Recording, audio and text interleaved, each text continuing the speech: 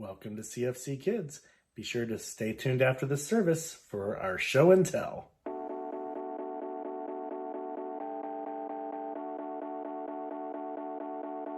Hey, this is Jacob, or, just Jake. Is everyone okay? There was like an earthquake or something in my room. I didn't feel it when I was outside my room, but then when I came in the room, everything was turned upside down. My table, my bed, also known as my couch, my Ferrari, my sculpture. That's better. I don't know how this could have. Wait a second. Is there such a thing as roomquake? Yeah, that must be it. Anyway, I'm supposed to talk to you today about something called humility. Humility is putting others first by giving up what you think you deserve. So that means like doing stuff for others, I guess? Like my friend Chris. He's really good at humility. I mean, he humiliates me like all the time. Am I saying that right? Humiliate. Humiliate. He shows humility to me. He's super busy, but he always takes the time to put me first by playing his April Fool's surprises on me. Like the time he put my keys in Jell-O. Or the time he made me a tray of brownies.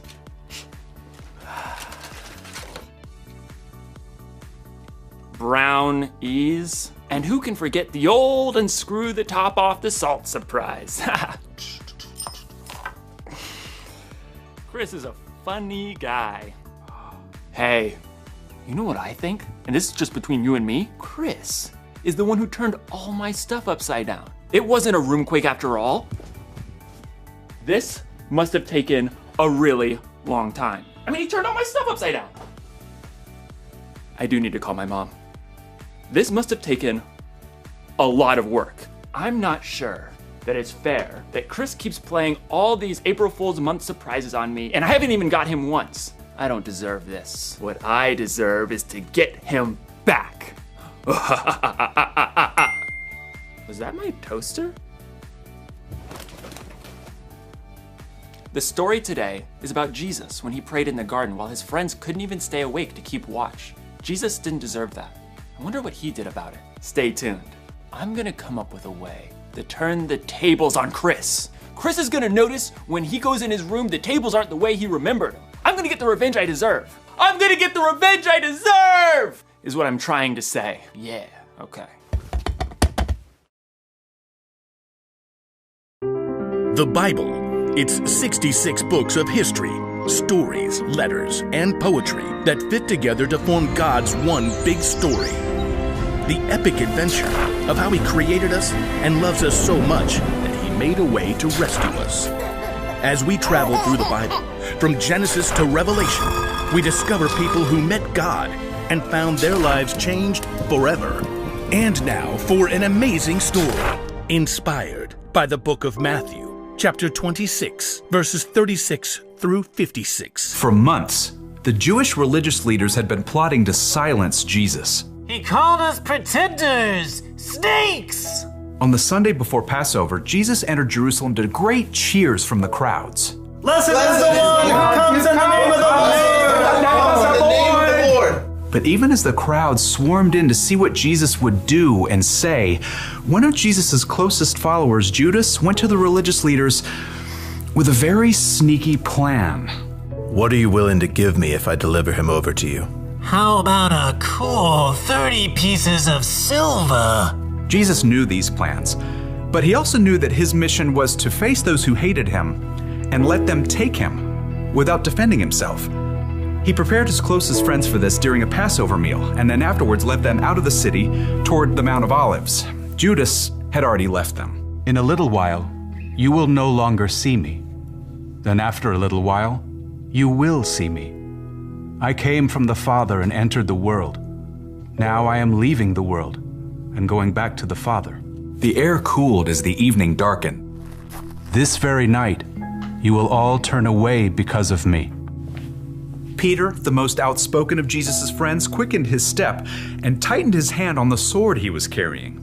All the others may turn away because of you, but I never will. What I'm about to tell you is true. It will happen tonight. Before the rooster crows, you will say 3 times that you don't know me. I may have to die with you, but I will never say I don't know you. Me too. Same! By the time Jesus and his friends reached the Garden of Gethsemane, they were exhausted. Sit here while I go over there and pray. As the other disciples settled in on the cold, rough ground, Jesus took Peter, James, and John along with him to a grove of ancient olive trees. The weight of what was coming pressed down on him. My soul is very sad. I feel close to death. Stay here. Keep watch with me.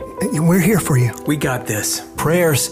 The 3 friends found seats among the knotted tree roots, and Jesus went on a little further. Then suddenly, he fell down on the ground, face first into the dirt. Words poured out from deep inside. My Father, if it is possible, take this cup of suffering away from me. But let what you want be done, not what I want. After a short time, Jesus returned to his friends. They had all fallen into restless sleep. Jesus touched Peter's arm.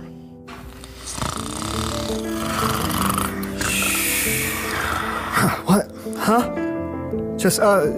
We're just praying. Couldn't you men keep watch with me for 1 hour? Watch and pray. Then you won't fall into sin when you are tempted. The spirit is willing, but the body is weak. We'll stay awake this time. Got you covered. Again, Jesus threw himself down to pray. His pain was so deep, blood and sweat beaded on his forehead. My Father, is it possible for this cup to be taken away? But if I must drink it, may what you want be done. Jesus returned to his friends once more, to find them still sleeping. The agony in his spirit forced Jesus to lay his heart out to God once more. He prayed the desperate words again, begging God to take away what was coming, and at the same time, revealing his complete trust in God's plan. Let what you want be done, not what I want. At last, Jesus knew the time had come. He returned to find Peter, James, and John buried deep in sleep. Beyond them, his other followers slept too. Are you still sleeping and resting? The disciples struggled through a fog of sleep, blinking and yawning. Below them, torchlight showed an angry mob climbing up the hill. The men were waving swords and clubs, shouting as they came. Look, the hour has come. The Son of Man is about to be handed over to sinners. Get up, let us go. Here comes the one who is handing me over to them. Jesus' friends staggered to their feet, and Peter clutched his sword. As the mob marched closer, they could see the man in front of the mob. It was their friend Judas. Judas? What are you doing? The mob had been sent by the Jewish religious leaders. Judas had already explained to them that he would greet Jesus with a kiss, so they would know exactly which man to arrest. Greetings, teacher. Judas ignored the other disciples and went directly to Jesus, kissing him on the cheek in greeting. Jesus drew back and looked Judas directly in the face. Friend, do what you came to do. The mob surged forward as the disciples just stood there, frozen and confused. As men grabbed Jesus, Peter suddenly sprang to life, awkwardly drawing his sword. Should we use our swords? Peter didn't wait for an answer, but he struck out wildly. His blade sliced right through the ear of the high priest's servant. Oh! Stop this! Jesus touched the servant's ear. Immediately, he was healed. Put your sword back in its place. Do you think I can't ask my Father for help? He would send an army of more than 70,000 angels right away. But then how would the scriptures come true? They say it must happen in this way. Jesus turned back to the mob and the men who held him. They hovered there, uncertain, in the flickering light of their torches. Am I leading a band of armed men against you? Do you have to come out with swords and clubs to capture me? Every day I sat in the temple courtyard teaching, and you didn't arrest me. But all this has happened so that the words of the prophets would come true. No one could respond to Jesus. Instead, they arrested him and led him away. And his friends who said they'd be with him through anything ran away. Jesus made the choice that would bring life to everyone, but that would cost him everything.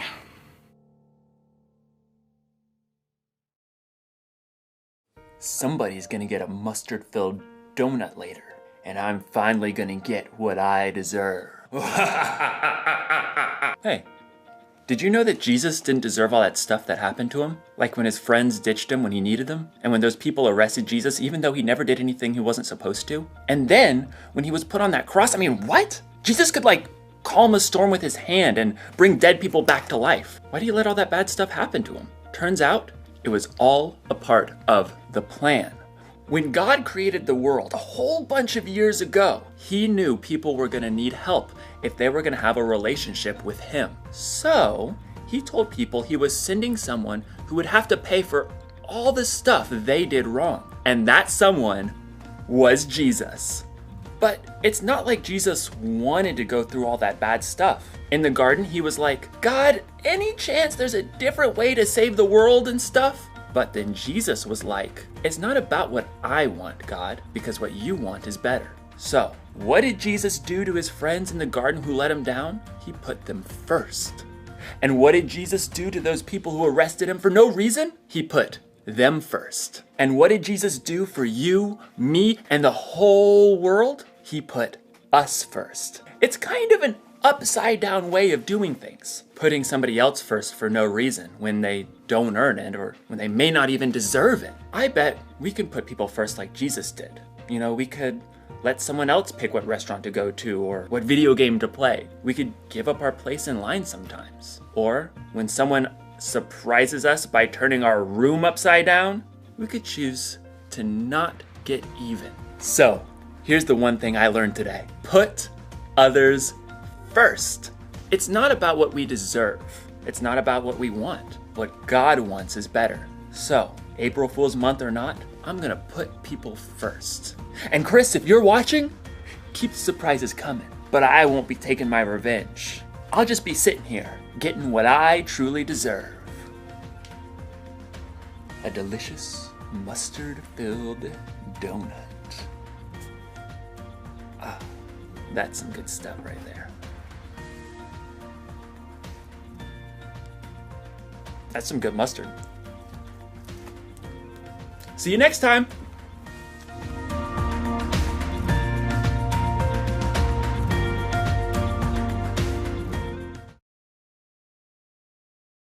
My name is Presley, and this is Mozzie, our dog. Hi, I'm Natalie. This is Edna. I hope you guys we miss you, and we love you. This is Phil, and this is my Purple Bear. I'm Silas, and this is Rolly. My name is Noah, and this is Sniffles. And we love CFC Kids. These are my two dogs. This one's Shadow, and this one's Dee. And one doesn't eat a lot, and the other one does. That's why she's fat and she's skinny. Hello everyone, I'm Chloe, one of your leaders at CFC Kids, and I have missed seeing all of your beautiful little faces, and it's been so long since I've talked to any of you, and I miss you all very much, but I wanted to get in on the fun and show you my two pets. So my brother already showed you my dogs, but here are my fish. This one right here, his name is Gil, and this one is Bean, and they're about 4 weeks old or 5 weeks, and I love them very much, and I miss all of you, and I love all of you very much, and I hope to talk to you soon. Hi, I'm Pierce, and this is Voltron. My name is Lena, and this is my cat, Patrick. He loves to cuddle with me, and I love him. This is my pet Shelby, and I love her.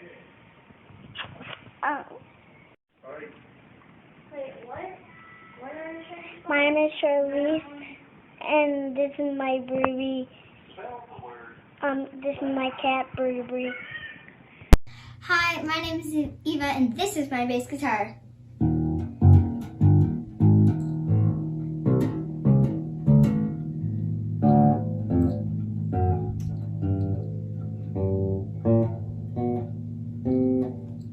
This is Gabriel. I named this one Electricity because he's gray, and she's very peepy. She is a Easter egg. That's right. Good job. And we have 4 cinnamon queens. We have like 12, I think, like 13. Yeah, 13 chicks. And there she goes. Bye. Lay down. Show me your belly. Show me your belly. Yeah, that's a good girl. We've been working on that. Did you like it? Hi, this is Nala. She is not very happy with me right now because I'm holding her, but that's her. Miss you guys. Bye. Hi guys, I'm Kaden. This is Toad. Hi, I'm Kayla. This is Violet. Hi, we love you. Hi, I'm Enda. This is Baby Jack. Hi, we miss you. Bye. Hi everyone, this is Pepperoni, my cat, which is probably the most chill cat in the world and loves to be held, even upside down. Anyway, that's all the submissions that we have for this week. Next week's challenge is I want to see you doing something really silly. So put your thinking hat on and think of something really fun and silly to entertain us with. Have your parents take about a 10-second video and send it in. See you later. Bye. All right, I got another video for you about humility, our theme of this month. And then right after that, a couple worship songs. Here we go.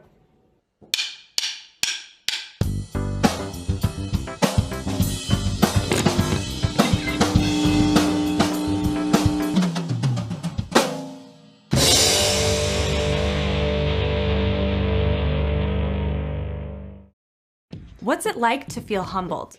Oh, that's not a word we use every day, but it's humbling when you receive a gift you didn't expect. It's humbling when someone says you don't have to pay, even though you messed up. It's humbling when your dad takes an entire day off of work just to spend it with you.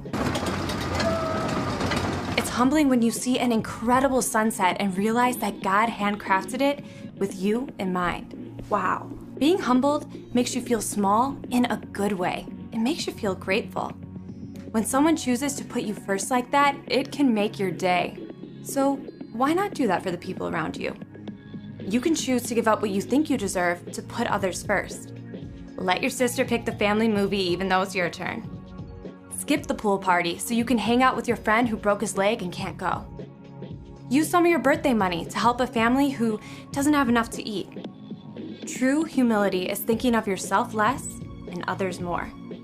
When you live your life with humility, you bring praise to God. You lift Him high because others can see God at work in you. That's why humility is an amazing way to worship God with your life.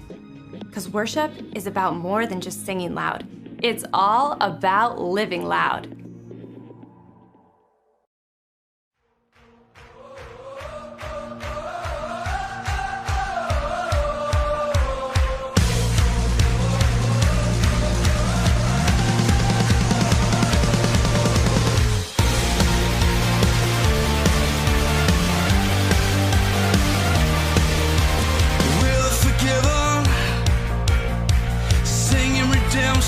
Song. There's a fire that burns inside, a fire that burns inside. Nothing can stop us. We'll be running through the night with a fire that burns inside, a fire that burns inside. We are the freedom generation, singing of mercy. You are the one who set us all in motion. Yours is the glory. There's a fire in our hearts and it burns for you. It's never gonna fade away. We are the flame and yours is the glory.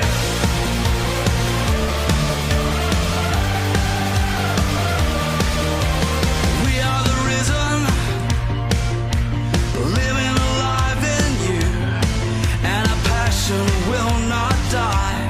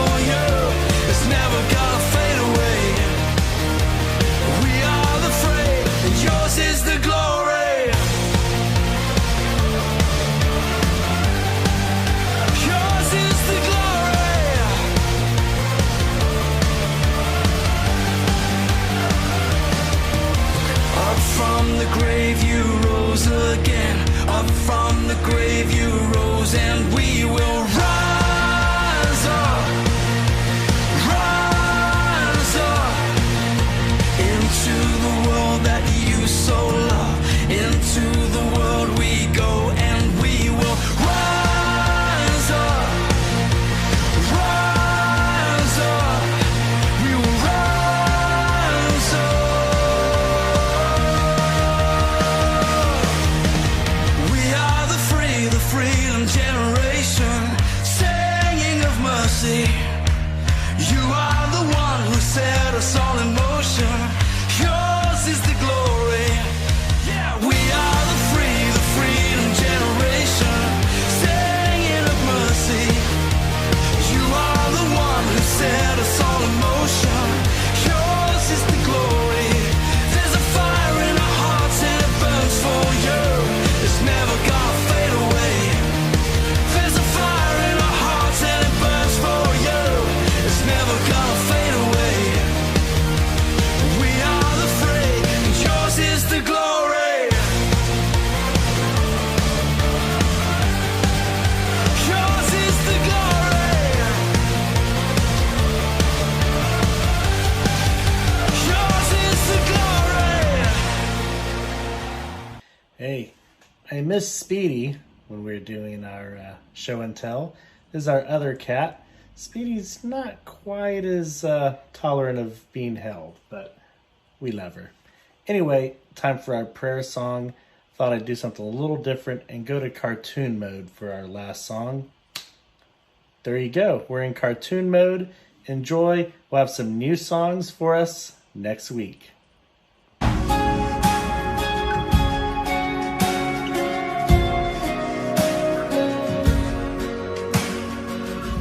Before I spoke a word, you were singing over me. You have been so, so good to me. Before I took a breath, you breathed your life in me. You have been so, so kind to me. Oh, the overwhelming, never-ending, reckless love of God. Oh, it chases me down, fights till I'm found, leaves the 99. I couldn't earn it, and I don't deserve it. Still, you give yourself away. Oh, the overwhelming, never-ending, reckless love of God. Yeah.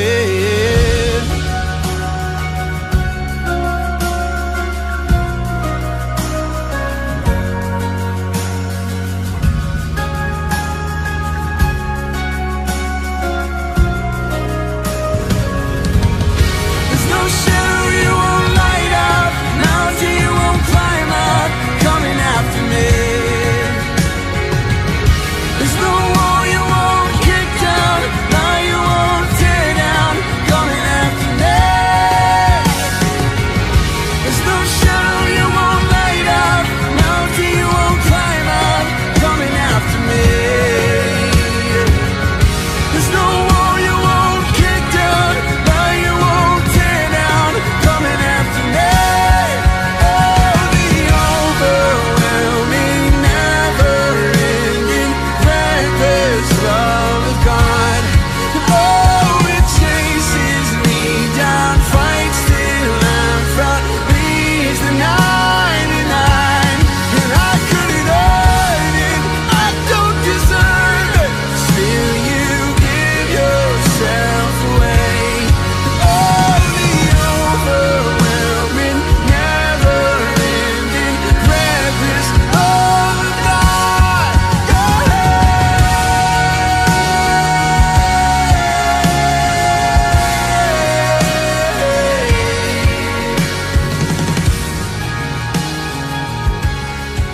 Knock, knock. Who's there? Boo. Boo hoo. Don't cry, we'll all be in class together again soon. All right. I hope you had a good time today. There's one more thing I need to tell you about, and that is next week is Easter, and we're going to have Easter Jam. That's right, something cool, Easter Jam. So, it's an Easter event for the whole family, and you're going to need a few things, so I need to tell you now. You're going to need some Peeps, or big marshmallows if you can't find Peeps. You're going to need a microwave. You're going to need toothpicks. You're going to need socks, a lot of socks. and a laundry basket. So if you probably have all those things around the house, maybe not some Peeps. So if you're doing a grocery run later and you don't have any of that, like the Peeps or maybe the toothpicks, then you need to grab some. So we'll see you next week on Easter.